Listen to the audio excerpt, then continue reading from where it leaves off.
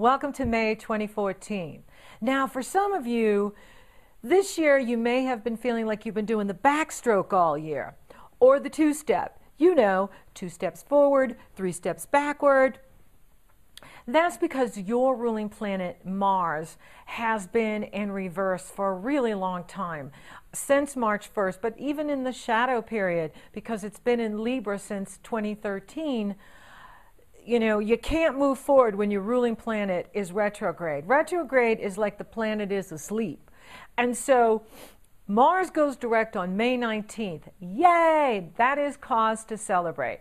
Mars is the planet of action and desire and drive in life for all of us. Whenever I read someone's natal chart, I always look to see where their Mars is, because that is how I can tell their ability to get things done, their ability to take charge in their life, their ability to be a leader, their ability to have the fire to move through challenges. So when your ruling planet is in reverse, it is very difficult. It is challenging at times. So now, the first 3 weeks until Mars goes direct, you may be feeling very frustrated, okay? Don't be the ram and push. Be patient and allow things to unfold organically. Don't be in a hurry, because once Mars goes direct, then things are going to start moving forward for you again. Your plans, your goals, the things you're trying to achieve, and they'll unfold effortlessly, because it's like the tide. When the tide is out, you don't go swimming. But when the tide comes in, you can dive into the water, and then the water carries you. So we want Mars direct before we take action with our goals, our objectives, you know, new beginnings, new things you want to be doing. So remember, happy days are on the way, but the first 3 weeks, you're going to have to you know, practice patience, going with the flow, not pushing, and just waiting it out, because once Mars goes direct by the end of May and for the rest of the year, you'll be on fire. You'll be flying forward, and things will appear for you that are very good. Now, we are past April, which has been the most intense month of 2014. Yay! And the astrology will continue to improve and the intensity lessen as the months go on. Yay! Now, Venus enters Aries on May 2nd. Yay! See all the yays I have for you? And this is very good, because when Venus is in our sign, the goddess of love and beauty and abundance, she makes you look good. So you can look good, you can feel good, and that always makes life easier, doesn't it? Even though you may be feeling on the inside, oh, I want things to happen faster, I want to make more changes. With Venus in your sign, she is bringing you new beginnings, and this is a good time to do a beauty makeover or an inner makeover, and add beauty to your life, add beauty to what you're doing, be more creative. And she also rules abundance. So this can bring financial opportunity. Now, Mercury enters Gemini on May 7th. And this will begin to speed up life too for you, because Mercury in Gemini, his home sign, he's very happy there. And for you, it's 3 signs from you. Gemini sextiles the Aries. And so this picks up communication, it picks up short distance travel, speaking, writing, teaching, using social media to network, to get your work out, to get your message out. And so this is very positive too. Having Venus in your sign, having Mercury in Gemini, this is very good. Now, Venus will oppose Mars on May 11th, and this is an opportunity to look at your relationships. What are your needs? What are the needs of your partner? Your ruling planet has been in that area of relationships for a while now. So many of you have been doing this evaluation of relationships since last year, and this is continuing for you until Mars jumps into Scorpio which it will be very happy to do at the end of July. So you are in this evaluation process with your relationships, and not just the husband or wife, but the business partners, anyone you partner with, your public, your clients, your consultants, people you consult. This is the time for you to evaluate, what's right for me, and how can I create that win-win with other people, in looking at having empathy for their needs, having empathy for what they need from me, but not walking away from myself in the process, right? That's the win-win, where I include myself in what I need, what I'm going for, but I also have empathy for others. That's healthy. And then we have the Libra Moon.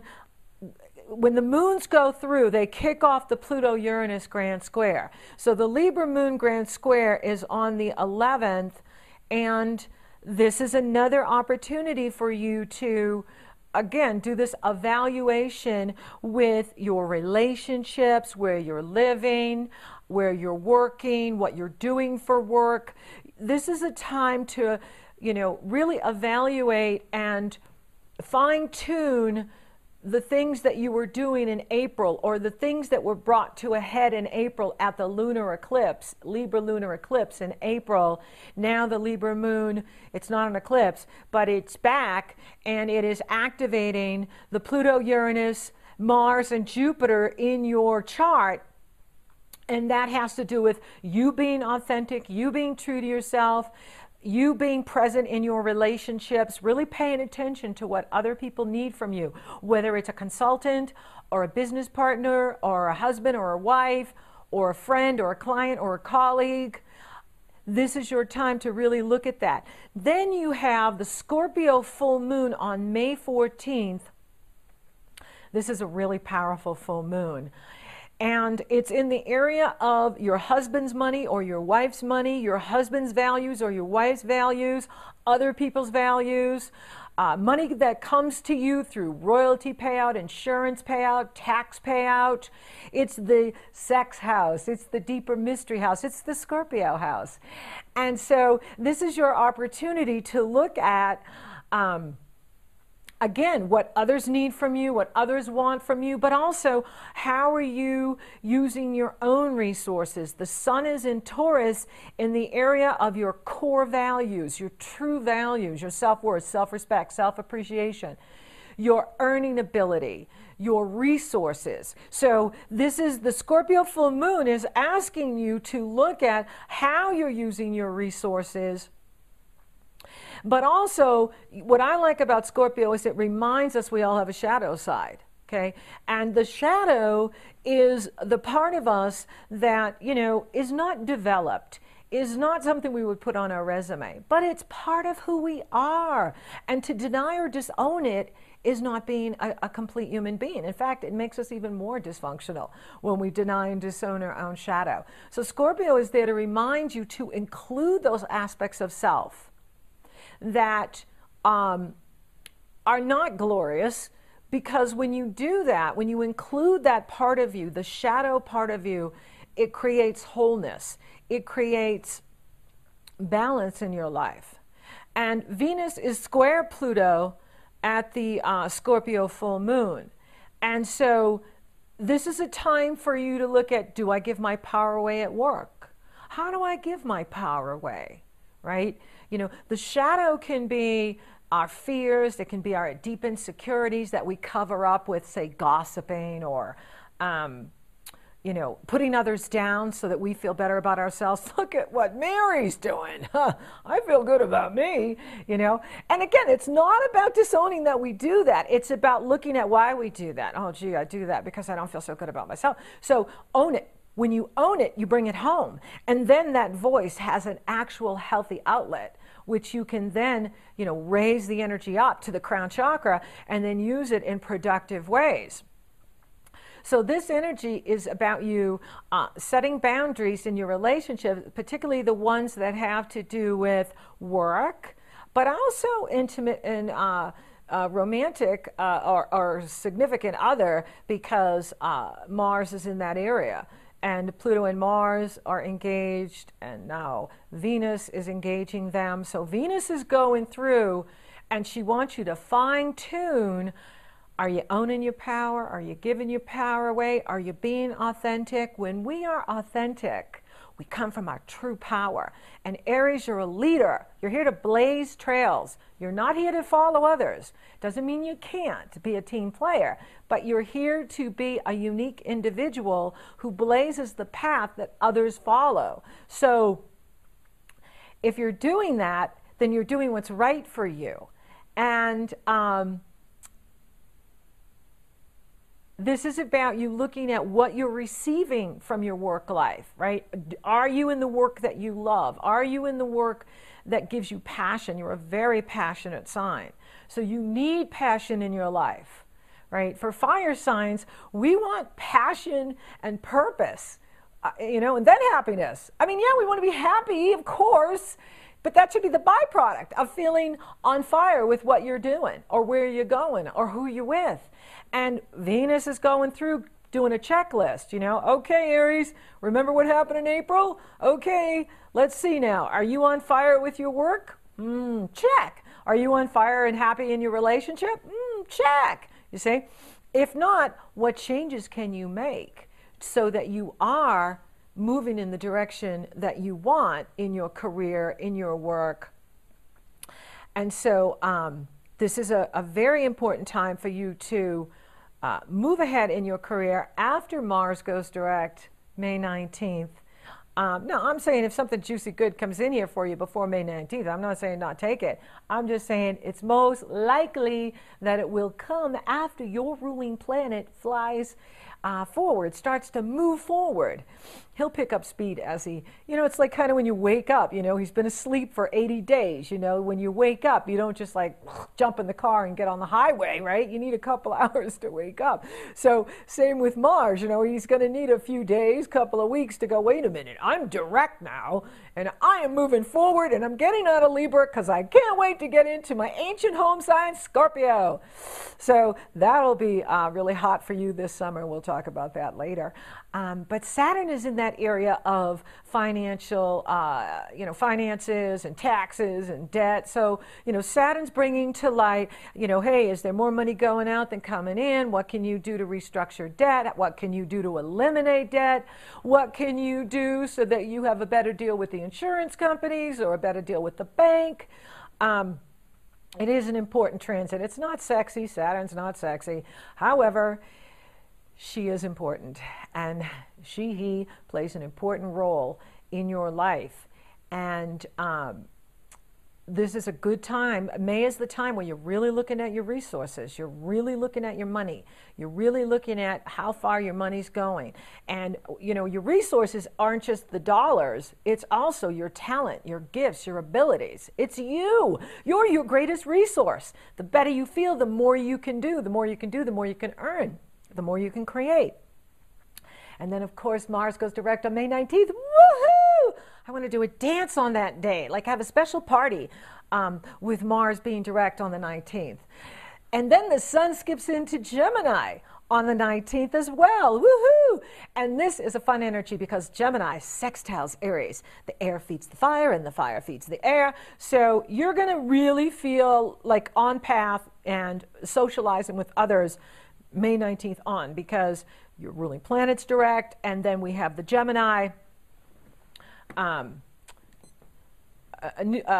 Sun in Gemini entering this area of short distance travel, socializing, networking. This is the time everybody comes out of their house and has a cookout. We start talking with the neighbors, and we start hanging out with everybody in the community and going to parties and going to events. And Memorial Day's right around the corner, which is the kickoff for summer here in the States. And so you're going to be feeling really good by the third week on in May. I'm really excited for you. And then we have the Gemini new moon on the 28th. Now, this is a really interesting new moon because we have the sun and the moon coupled in Gemini at 7 degrees, 21 minutes, in harmony with your ruling planet, Mars. Mars is making a delicious, gorgeous harmonious energy flow trine to the sun and the moon. This is good for relationships. This is really good for you to articulate with your husband or your wife or your business partner or your coach or astrologer or attorney, whoever you consult with, your needs, what you want to see happen. You're feeling good. You're feeling like things are going your way. The challenge comes in is Neptune is squaring this new moon. And so you want to make sure that everybody's on the same page, because Neptune rules illusion and delusion, deceit, and dishonest people. And so when it squares the sun and the moon, you can be like feeling really excited because your ruling planet's going forward. The sun's in Gemini, lighting up all your Aries planets. So you're feeling really good. But you don't want to be like in such a hurry that you don't look at the details. Remember, it's never what people tell us. It's always what they do. Don't judge the talk, always judge the walk. If the behavior is real for you in any contracts you're signing or any deals that you're doing, if people follow through with you in their behavior, then you can trust it. But if they don't, that's who they are. And don't go by promises. Neptune square the sun and the moon, it's the Seven of Cups in the tarot deck. It's all this wishful thinking and pie in the sky and castles in the sand, and that's great for dreaming and creating. Terrible for real life relationships or trying to do business contracts. So go by what people do with you. If someone says, I'm going to be here at 5 and they are, then you can count on them. If they say, I'm going to be here at 5 and they don't show, then that's who they are. So be wise, be patient. Your patience will really pay off for you in May. And Venus enters Taurus on May 28th. And of course, she's thrilled to be back in her home sign. And for you, that's an increase of money, because Taurus is 2 signs from you. Taurus rules your money. So Venus is a major player in your financial well-being. And so is Mars and Pluto and Uranus. They rule your money houses. And so having Venus in this area, so first you do the makeover, the beauty makeover, the inner, the outer, and then you're ready for a financial increase by the end of the month. That's really good. So, just be careful with the Gemini moon, because it's going to be a really good feeling moon. We're all going to be in fantasy land, dreaming about what's possible. However, it's not concrete, right? And that's Saturn over there going, oh, really? Well, where's the contract? Well, oh, really? Well, where's the money they promised you? That's Saturn talking, not me. So, so just pay attention to that. May is the time for you to line up with your core values. Taurus rules what you love and value. And this is the time for you to line up with what you love and value. Now, I've given you the True Value list and the True Value program here, because this can empower you to really get on board with your true values. That's how you create success in life. Don't let the world tell you what success is. You define success for yourself based on your core values. For instance, for me, my highest value is to inspire and uplift others. And so everything I do is so that I can be in my role of inspiring and uplifting others. So go to the values list in the True Values program, figure out what your highest value is, and then set your life up so that everything you do is to be in alignment with your #1 core value, and you will be very successful in this life. And on top, in touch, in control of your destiny, in control of your life. And that's what it's about in May, is lining up with your core values, lining up with what you love and value, living your life from the inside out, living your life authentically. May is a wonderful month filled with all kinds of opportunities for you. Don't get ready for opportunities, be ready. Be ready. Right? It's like training for the Olympics. Train yourself to physically be ready, be physically fit, mentally fit, emotionally fit. So when the opportunities start to drop in your lap, that after that 3rd week on, you're ready to seize it. Making sure that everyone is walking their talk with you and delivering what they're promising. But you can seize these opportunities as they emerge if you are ready and you are in alignment with your core values. The power is in your hand, Aries. So I really like this month for you, especially the third week on. Happy days are coming your way. Relationships are very much highlighted here. Money is on the increase. You are spiritually expanding. Neptune is helping you with that. And, you know, it's time to really evaluate where you want to go and what steps you're taking to get yourself there. So thank you for listening. Thank you for watching. Thank you for liking, favoring, and sharing my podcast. Thank you for Google Plusing them. You're so awesome, Aries. Thank you for subscribing. You totally rock. And if you would like for me to take a detailed look at your transits or your solar return chart, you go to my astrology page, you purchase your session. Upon checkout, you get the link to my schedule, you get scheduled, and we're off and running, rocking and rolling. So until next time, Aries, keep looking up.